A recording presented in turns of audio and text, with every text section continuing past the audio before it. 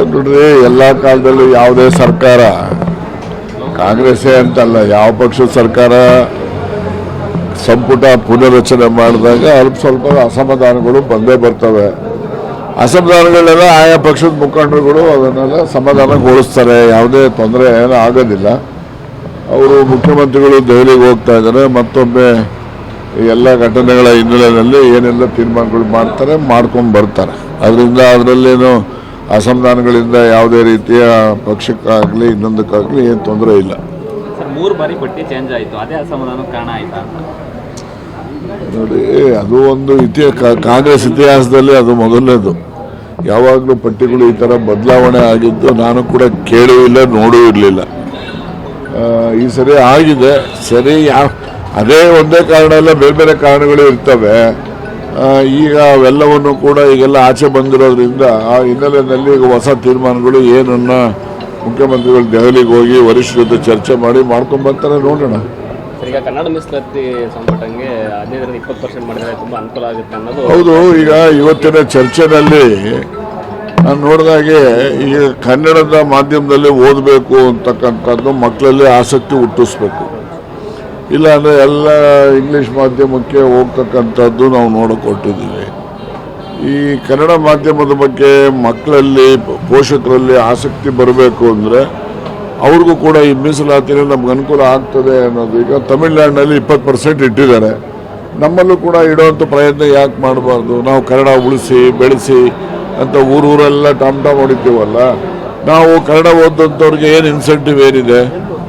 ಅವ್ರಿಗೇನಾದ್ರು incentive ಥರ ಈ ರೀತಿ ಉನ್ನತ ಶಿಕ್ಷಣದಲ್ಲಿ ಅಭ್ಯಾಸ ಮಾಡೋದಕ್ಕೆ ಮೀಸಲಾತಿ, ಮತ್ತು ಅಭ್ಯಾಸ ಮಾಡಿದ ಮಕ್ಕಳಿಗೆ ನೇಮಕಾತಿನಲ್ಲಿ ಮೀಸಲಾತಿ, ಇವೆಲ್ಲ ಇದ್ದಾಗ ಸುಲಭವಾಗಿ ಆ ಒಂದು ಕನ್ನಡ ಮಾಧ್ಯಮದಲ್ಲಿ ಓದಲಿಕ್ಕೆ ಮಕ್ಕಳು ಕೂಡ ಮುಂದೆ ಬರ್ತಾರೆ, ಪೋಷಕರು ಕೂಡ ಅದಕ್ಕೆ ಬೆಂಬಲ ವ್ಯಕ್ತಪಡಿಸ್ತಾರೆ.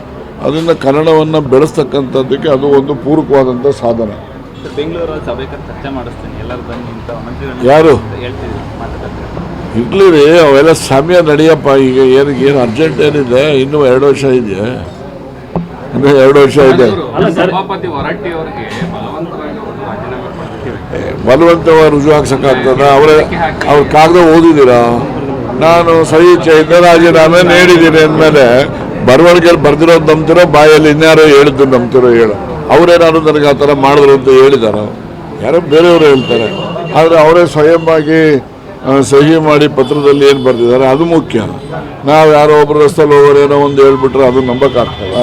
Okay, thank you. ದೊಡ್ಡ ಜಿಲ್ಲೆ ಸರ್ ತುಮಕೂರು. ಆಯ್ತಲ್ಲ, ಎಲ್ಲ ಮುಗ್ದೋಯ್ತು, ನಡಿ ನೋಡೋಣ.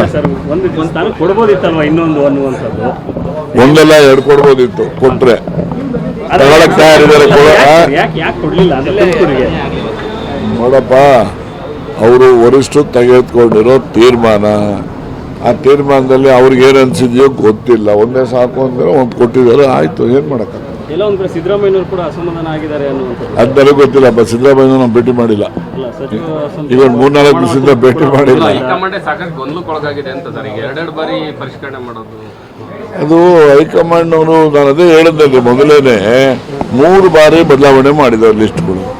ಇದು ಏನು ತೋರಿಸುತ್ತೆ ಅಂದರೆ ಹೈಕಮಾಂಡ್ನಲ್ಲಿ ಗೊಂದಲ ಇದೆ ಅಂತೇಳಿ ಎಲ್ಲರೂ ಕೂಡ ಮಾತಾಡ್ತಾರೆ. ನಾನು ಮಾತಾಡ್ತಾ ಇಲ್ಲ ನೋಡಿ.